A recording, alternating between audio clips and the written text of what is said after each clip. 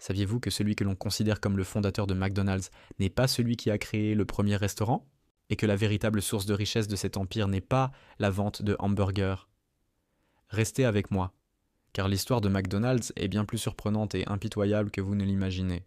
C'est l'histoire d'une ambition dévorante, d'une trahison et d'une idée de génie qui a changé à jamais le monde de la restauration. Au début des années 50, en Californie, deux frères, Richard et Maurice McDonald, que nous appellerons Dick et Mac, révolutionnent leur petit restaurant de hamburgers. Fini l'attente, les serveurs en patins à roulettes et les menus à rallonge. Ils inventent le Speedy Service System, une cuisine optimisée comme une chaîne de montage, un menu réduit à l'essentiel et des burgers servis en quelques secondes. Leur petit restaurant devient une véritable mine d'or, attirant les foules et l'attention d'autres restaurateurs. Ils décident en fait de franchiser leur concept, mais sans grand succès. Leur méthode est tiède et parfaite, mais ils ne sont pas des hommes d'affaires expansionnistes. C'est là qu'un homme va tout changer. Cet homme, c'est Ray Kroc. La cinquantaine passée, il est vendeur de machines à milkshake. À Croissant, un jour, il reçoit une commande hors norme, 8 de ces machines pour un seul et même restaurant. 8! Intrigué, il décide de traverser le pays pour voir ce phénomène de ses propres yeux. Arrivé à San Bernardino, c'est le choc. Il découvre une machine de guerre parfaitement huilée, une efficacité redoutable et une file de clients qui ne désemplit pas.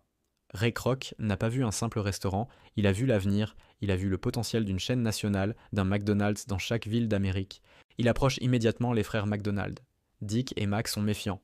Ils sont satisfaits de leur succès local et ne veulent pas à sacrifier la qualité de leur restaurant pour une expansion rapide. Mais Ray Kroc est un vendeur né, un homme persuasif et tenace. Il leur propose un accord. Il s'occupera de développer les franchises à travers le pays en échange d'un pourcentage minime sur les revenus.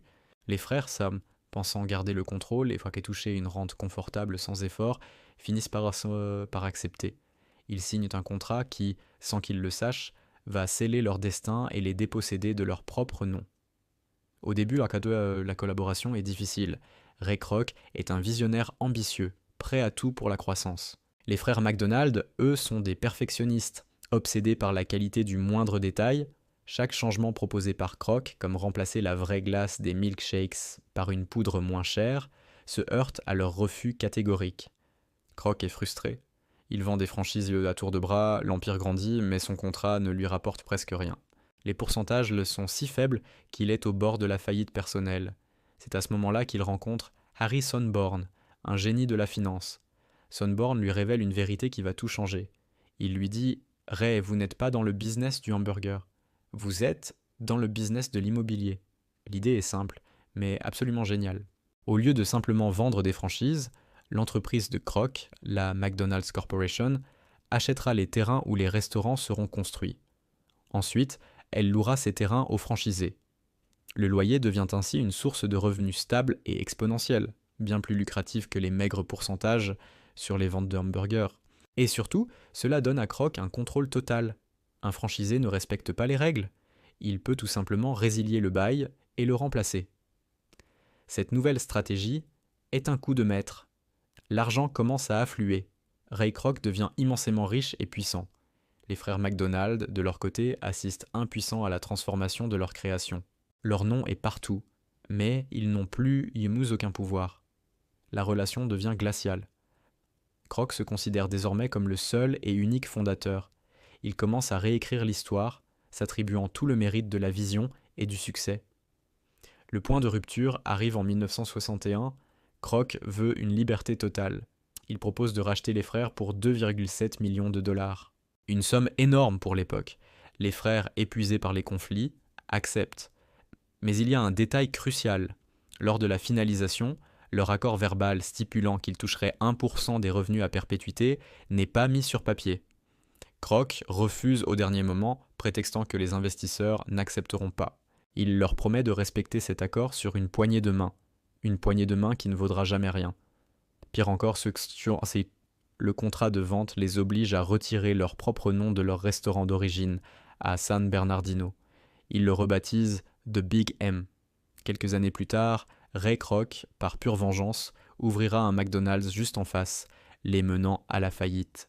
Il a non seulement volé leur entreprise, m'a fait pas face, mais il a aussi effacé leur héritage, jusqu'à leur nom. les frères McDonald ne toucheront plus jamais un centime de l'empire qu'ils ont créé. Aujourd'hui, McDonald's est l'un des plus grands propriétaires fonciers au monde. La majorité de ses revenus provient bien de l'immobilier, des loyers payés par des milliers de franchisés.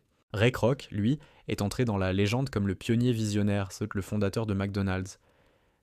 Le nom des frères Dick et Mac, les véritables inventeurs du concept, a été presque totalement effacé de la mémoire collective.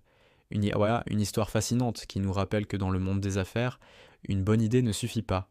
C'est souvent l'ambition la plus impitoyable qui l'emporte. Alors, la prochaine fois que vous commanderez un Big Mac, vous vous souviendrez peut-être de cette histoire incroyable.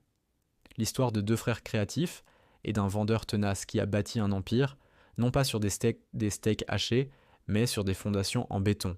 Si cette histoire vous a plu et que vous voulez découvrir d'autres récits incroyables sur les coulisses des plus grandes entreprises du monde, n'hésitez pas à vous abonner à la chaîne et à activer la cloche pour ne rien manquer. Laissez un commentaire pour me dire ce que vous avez pensé de cette histoire. Merci de m'avoir écouté et à très bientôt pour une nouvelle vidéo.